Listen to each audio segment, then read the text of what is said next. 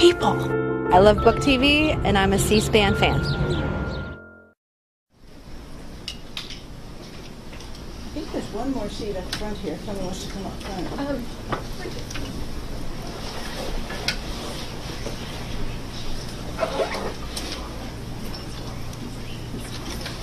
Good afternoon. I'm Michelle Easton, president of the Clare Boothe Luce Policy Institute. It's wonderful to see a room full of young conservative women here today, and I want to thank all of you for coming and welcoming you to our first afternoon with an author for the summer, featuring Stacey Dash. And a special welcome to the C-SPAN audience watching this all over the country, all over the world. We love C-SPAN at the Clare Boothe Luce Policy Institute. At the Institute, our focus is providing young women with conservative role models and giving them the knowledge, confidence, and enthusiasm to fight for freedom, limited government, and moral values, the moral values our founding fathers believed in. And I am delighted to introduce our featured author today, whose story of redemption and courage is an inspiration for all women. You may remember Stacey Dash in the 1995 hit movie Clueless. This iconic film is set in a Beverly Hills high school, and Stacey plays the well-dressed friend of the attractive, wealthy, and spoiled main character, Cher. Stacey writes about Clueless in her brand new book titled There Goes My Social Life, From Clueless to Conservative, and she chronicles her journey from a Hollywood liberal to an outspoken conservative. Once Stacey came out in Hollywood as a conservative, she began utilizing her unique position as a well-known actress to voice her opinions and encourage discussions on topics ranging from pop culture to critical policy issues. And she joined Fox News Channel 2 years ago and currently serves as a contributor and is a great addition to their show, The Five. Stacey has changed Hollywood and our country so much for the better. She has encouraged so many Americans, especially young women, like many of you in this room, to not be afraid to courageously speak out and work as hard as you can for what you truly believe in. Stacey makes us all stronger with her straightforward confidence, her tenacity, with the incredible transformation of her own life, and her devotion to America's greatness. Please join me now in enjoying a minute of clips from Clueless, and then in welcoming Stacey Dash. Dion lives. She's my friend because we both know what it's like to have people be jealous of us. Girlfriend! And I must give her snaps for her courageous fashion efforts. Hey, Cher. Dion and I were both named after great singers of the past who now do infomercials. Yo, you're getting on the freeway! What? No, turn right! Get out of the lane! No. Okay, get the procedure, just get out the lane! The truck!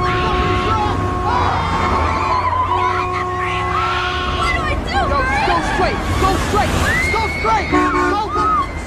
Just relax and drive, baby. Just relax and drive. You'll be down. Okay. I'm here with you. Just go straight.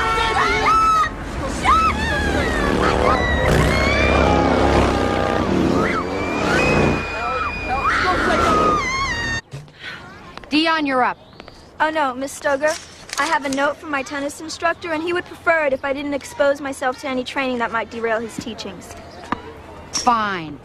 Amber? Miss Stoger, my plastic surgeon doesn't want me doing any activity where balls fly at my nose. Well, there goes your social life. Stacey Dash.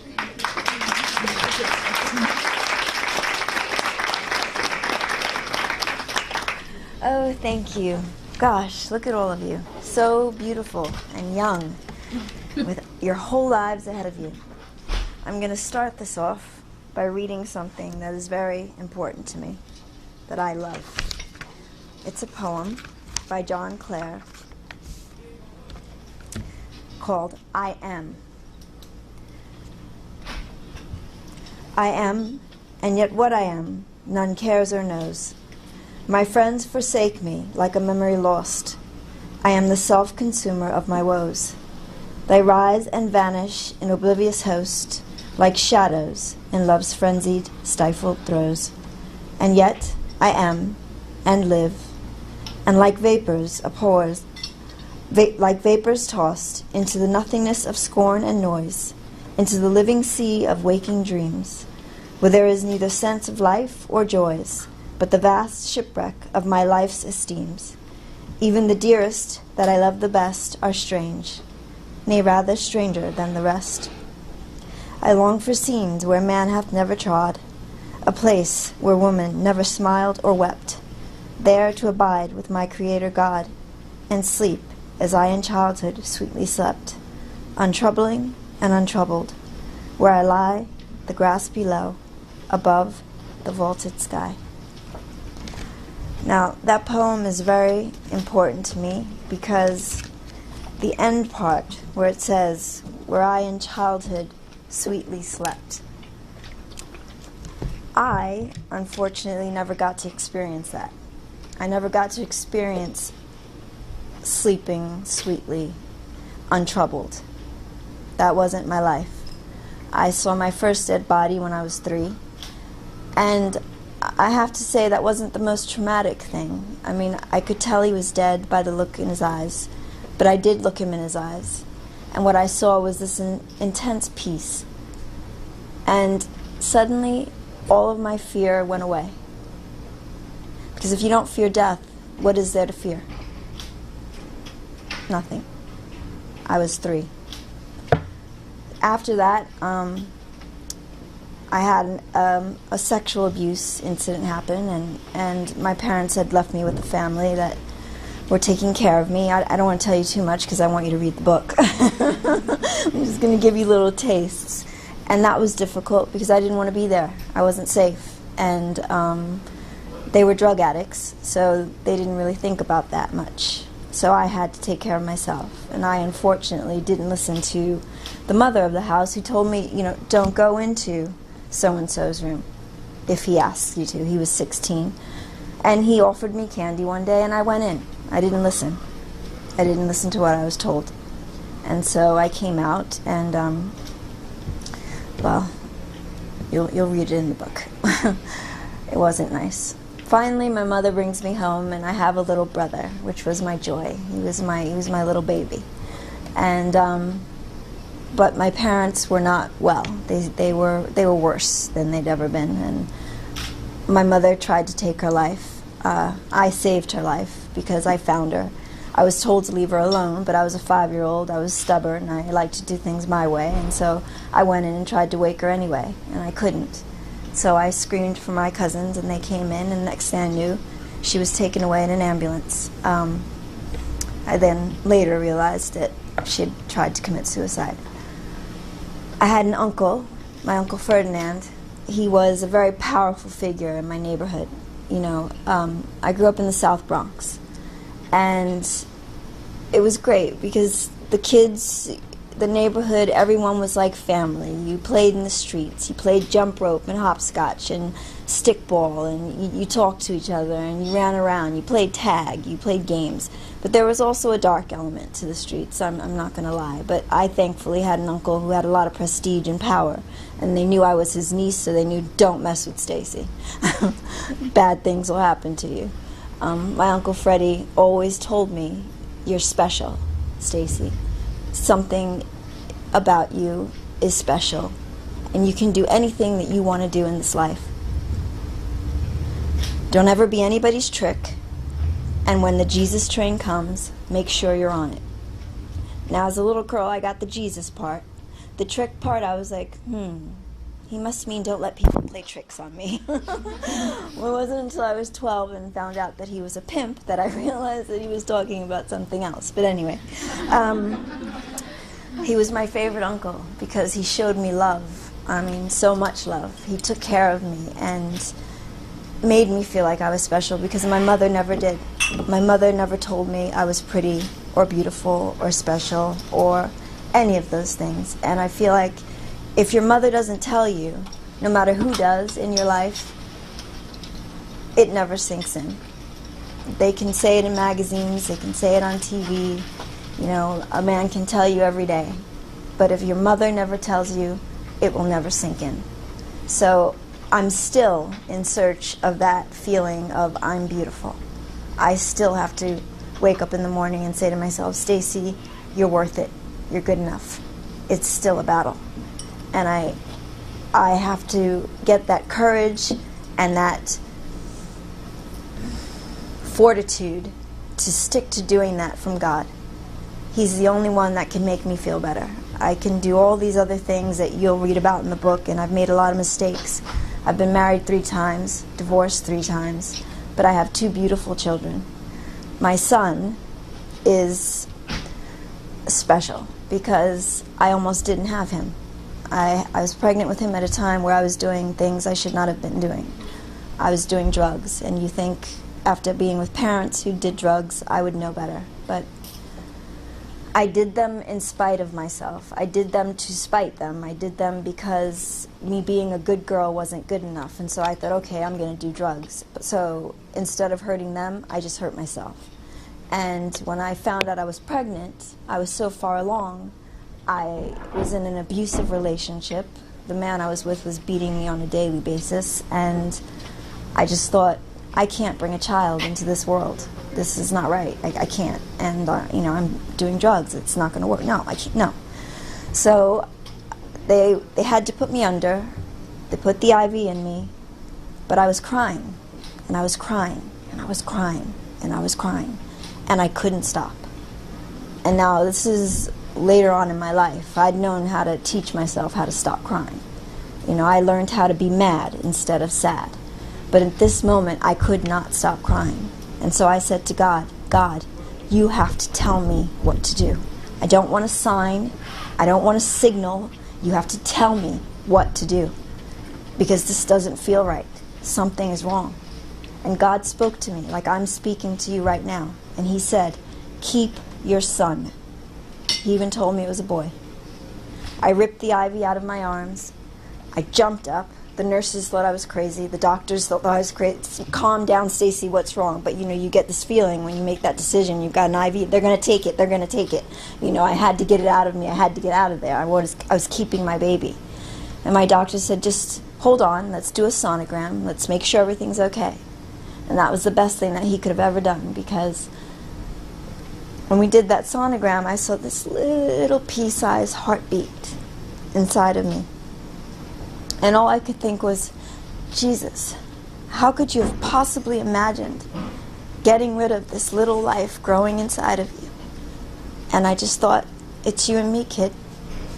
That's it. Because I knew the man I was with was not going to be around.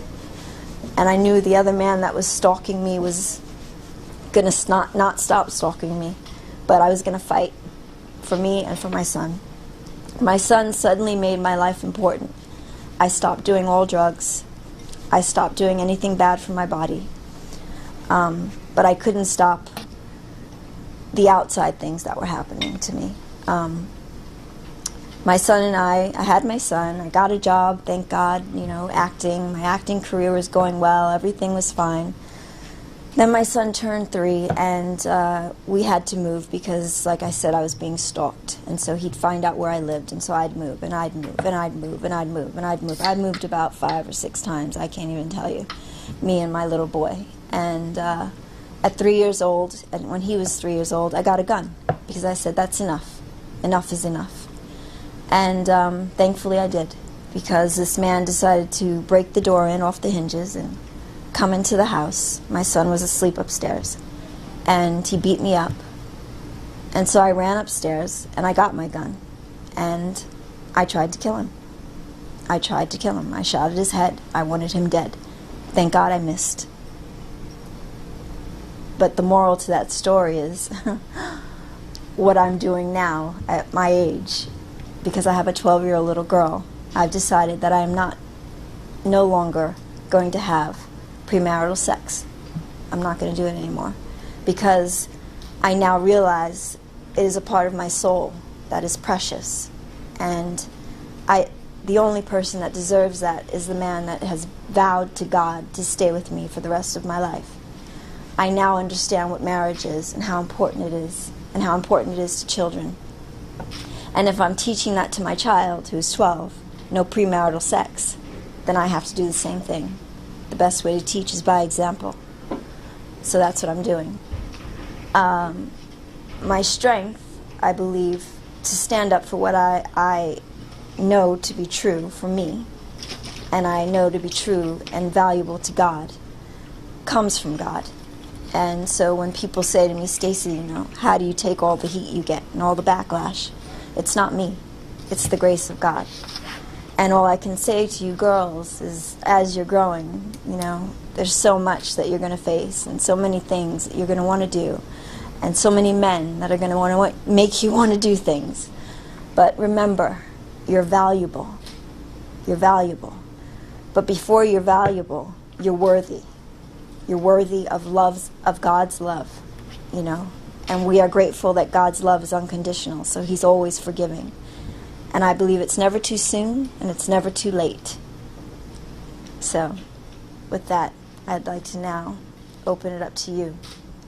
Ask me whatever you want. This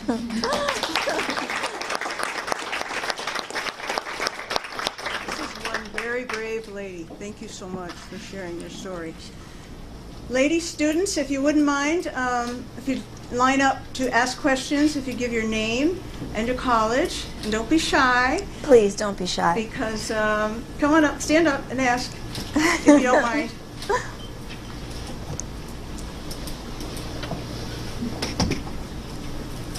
Stacy, thank you. Thank you for sharing your very wonderful and compelling story.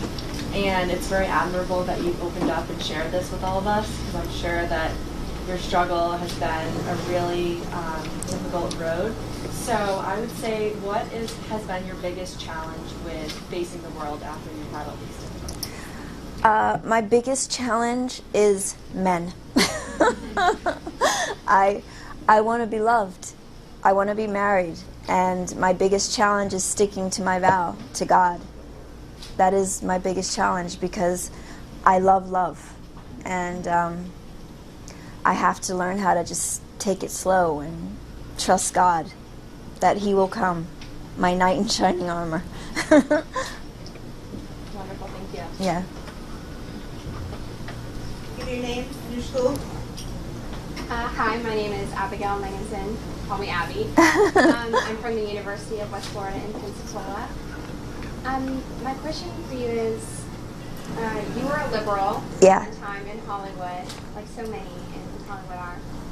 Where was that transition? Was there a moment where you decided you were going to be a conservative, or was it a slow process? Yeah, there was a moment. I was having a conversation with a man I was dating at the time, and he was a very wealthy man, and we were talking about social issues. And I said to him, that doesn't sound right. That sounds like socialism. And he said, Stacy, this is socialism. You're living in a socialistic society. And this was in about 2011. And I said, no, that can't be right. No, that can't be right. You know, no, I don't like Obama. I don't like what he's doing, but it's not socialist. And then I started to think about it, and I'm like, it is. It is socialist. So I started paying more and more attention to politics and how they apply to life and what should I do about it. And what I did is I tweeted what I did. Vote for Romney, the only hope for your future. And I got the backlash because people thought because I'm black, I have to vote for the black man, which is absurd. You know, you should judge people by their character, not by the color of their skin. That's what I believe. I think that's what everyone should believe. Absolutely. Yeah, Thank you. thank you.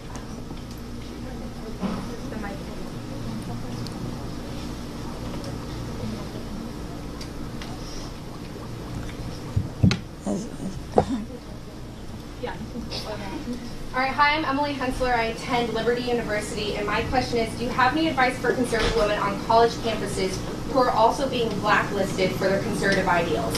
Yes. Plant your feet firmly in what you believe in and stand. That's all I can tell you. Stand. Don't defend yourself, because you have nothing to defend. You have a right to your beliefs. And if someone wants to bully you, they're the ones with the problem, not you. And God bless you, and I commend your bravery. Hi, my name is Claire McKinney. Hi. I go to St. Mary's College, and I was wondering, when you kind of made your conversion, do you think there's any conservative woman in particular who you really looked up to or inspired you to get into? Yeah, Margaret Thatcher. Yeah. I love her. I loved her conviction, and I loved how she went and achieved so much, even though so many people tried to tell her, no, you can't, and no, that's impossible. She proved it was possible. Yeah. Hi, my name is Andrea, and I'm from Rutgers University. And I know you don't want to spoil your book, but I was wondering if you could elaborate on how your colleagues in Hollywood reacted to your conversion. Like, was there anyone even supportive? The people who are my true friends are supportive. A lot of my friends from Clueless are still supportive of me. But then there are a lot of people who are no longer my friends. They just stopped talking to me. Family members as well. Yeah. But that's okay, because I believe if God wants you to do something, He opens up the doors, and all you have to do is walk through them. And that's what I'm doing. Thank you. Thank you.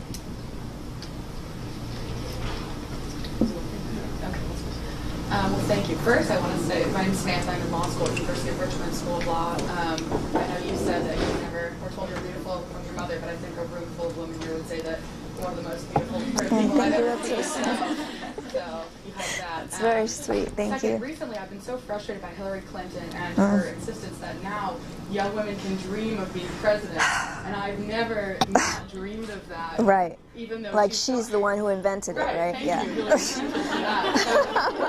Newsflash. Right. Speaking of Margaret Thatcher too, so I'm just wondering what you would say to people. Hillary's had this huge problem empowering young women. I'm sure this room full of people are now interested in voting for her. She thinks that now we're interested in running for president because of her. How do you combat this Clinton machine? What do you say to young women who in this room who have dreamed of being president and are not shifting because she is now, the presumptive nominee? I'm just curious how you... not shifting? If you talk to people, if you're on Fox or you're talking to young people around the country, if you talk about Hillary, how do you present the future to young women who aren't necessarily looking to her for guidance? Right. Well, I say to women, I have a brand. My new brand is called Dash America, and one of my platforms is 21st century feminism, and that is being a lady, just like every single one of you that I see in here. Being a woman, dressing like a woman, behaving like a lady, using all the tools God gave you, and don't ever let anyone shame you if you do use those tools. You don't have to dress like a man would dress if he was dressing like a woman, which is how she dresses, to be taken seriously. You can still be beautiful, wear your pretty dresses, do your hair and your makeup, and run for president. You don't have to be like her. Please don't be like her. Hi, my name is Danielle, and I'm from Grove City College, and I know you talked a lot about feeling beautiful and worthy and those kind of struggles, and I'm sure every girl in this room has felt at some point not beautiful or not worthy. You talked about the importance of your faith. Is there a particular verse or passage you like to look to when you don't feel those things? Yeah, I wish it's 139. Where's my sister? Psalm 139? Yes, thank you. Yeah, that one. That's the one. That's the one that I look to. Is that the one where he says, I know you, every grain of sand, I've counted the hairs on your head. Yeah, I created you in your mother's womb. Yes, that one. That's the one I go to. Yeah, thank you. Thank you for your help. Hi, Stacy. My name is Danielle as well, and I go to Patrick Henry College. And I know you talked about, the other Danielle was mentioning, you talked about your faith when you were young and how that impacted you. And I was wondering if that had any effect on your conversion to conservatism and your desire and resolve to go into more of the political sphere. Yes, absolutely. Because I feel like our country is falling into the wrong hands, if you know what I mean. It's becoming darker and darker. And I don't want that. I do not want that dark, evil presence to take over our world. And I want to fight to make that happen. You know, I'm willing to give my life to that. That's what I want to do. Thank you. Hi, Stacey. Hi. My name is Hartley. I'm from outside of Atlanta, Georgia. I go to a small school called Burnell, and it happens to be all girls, and it's very liberal. Oh. My professors, my advisors, students, I 100% stick out like a sore thumb. Right.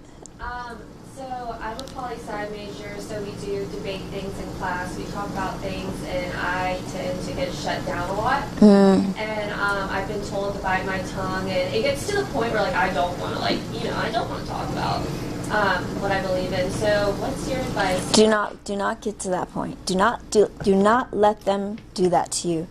Do not let anyone scare you into submission. No. If anything, let it feed your fire. Let it make you study harder. Let it make you find out more things. I want you to YouTube a video, William F. Buckley and James Baldwin at Cambridge University in 1964. It's an amazing debate, and every one of you should watch it. It's amazing. And yeah, stand up. No, don't. Do not give in. God is with you. Thank you. Thank you. Hi, my name is Raina Glass. I go to Freed-Hardeman University in Henderson, Tennessee. I'll be a senior this year, and so I think a lot of us kind of are in the same age group, so we have the same problem of finding like the next step for ourselves. Yeah. So especially as young conservative women, what like programs or platforms would you recommend so that we don't feel like a silent kind of majority of women?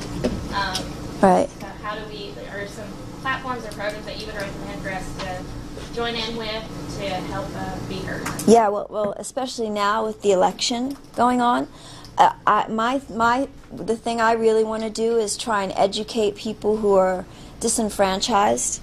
You know, don't get to have the education that we might get to have now or know to get to. I mean, go and talk to people in places you might not want to go and talk to people, and share what you know, what's good, and try and we've got to break that narrative that the Democrats have been feeding to the country, that plantation mentality that they've been feeding to everyone. You know, that, you know, this is as far as you get to go, and you can't do everything. You can't achieve everything you want. There's not enough to go around. Because then, you know what they're doing? They're putting a limit on our God. And does God have limits? No, he does not. So neither do you. Thank you. Yeah. Hey, my name is it working? Oh. Yeah. Yeah. Hi, Stacey. Hi. My name is Mills Hayes, and I go to the University of South Carolina. And I was just wondering your opinion as a conservative woman with our presumptive Republican nominee being Donald Trump. Yes. And he's been in the media a lot for kind of saying some inappropriate things about women, kind of sexist comments and racist comments. Yeah. How do you feel as a woman? Do you feel that those are accurate, or No. how do you feel about it? I don't feel like they're accurate at all. I don't even, they can never tell me anything specific other than, you know, something that I remember the thing with Megyn Kelly, but it seemed like it was some kind of little inner argument. They had some kind of rift between them. That's what it seemed like to me, something personal. But what I would say is look at his children. Look at his daughter, his wife, his wives. Look at them. You know, they seem very happy and respected and loved. And that's what I look at. That tells me a lot about a man, is what his family looks like. Hi, my name's Hannah, and I go to Liberty University. I was just wondering, you seem very strong in your Christian faith, and going to Liberty, if any of you are familiar with it, it's very easy to talk to people about your faith. But I mean, coming into the political world, and just like coming out of Liberty and like coming into society, how do you like share your faith without making it seem like you're like stuffing it down people's throats? Like, Well, I just give my own personal experience, you know. I just say it from my own heart, what God has done for me, you know, and I thank God for myself. I never say, you know, you have to do this. I make suggestions like I just did, you know. I suggest you try this, and if you don't want to, then you don't want to. That's your choice. But, you know, hey, I'm going to be on the Jesus train, like my uncle said. Yeah. Stacey, I want to ask maybe the last two questions, unless there's more. One, what is your issue that you care the most about, the policy issue? And two, please tell us about making that movie. Okay. And what it was like. My policy issue I care most about is defeating ISIS. I care the most about defeating ISIS, because until we do that, I won't feel like we've achieved the greatness as a country that we can. And we have to prove to the world that we care about everybody, that we're not just these selfish Americans who sit on our high horses and think we're better than everybody else. That's not who we are. We love people, we care about people, and we are the strongest country in the world. So it's our responsibility to take care of those who can't take care of themselves. So that's my biggest issue. And the movie, well, that was just a joy. Every single day was fantastic. As much fun as you see is as much fun as we had every day on the set. I mean, we joked, we laughed, we never had an argument or a fight. And on a film, that's very rare. It's really rare. But we all gelled, we all fit together, and we all beat like a heart. It was like a heartbeat. And that was because of Amy and her genius in casting. You know, in the casting process, we had to read with each other before she chose us. You know, she made us read with each person to see how your chemistry was with that person. And we just all had this amazing chemistry. And I believe it was a movie that was blessed, you know, and I'm so proud to have been a part of it. It was so much fun. Yeah, so much fun. Yeah. I miss Brittany, though. That was a sad thing. But that's the thing about Hollywood. If any of you want to be actresses, I don't know. How many of you want to be an actress? Oh, good. Oh, that's fantastic. I don't have to tell a story then. Yeah, it's not as good as it's not as great as it seems. It has to be. My acting coach told me it has to be your only option. It has to be the only thing you could ever see yourself doing, in order for you to withstand what you go through before you make it. I mean, there's a lot of rejection.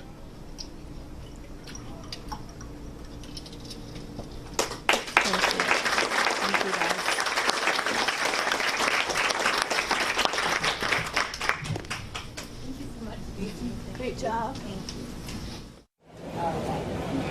Here's a look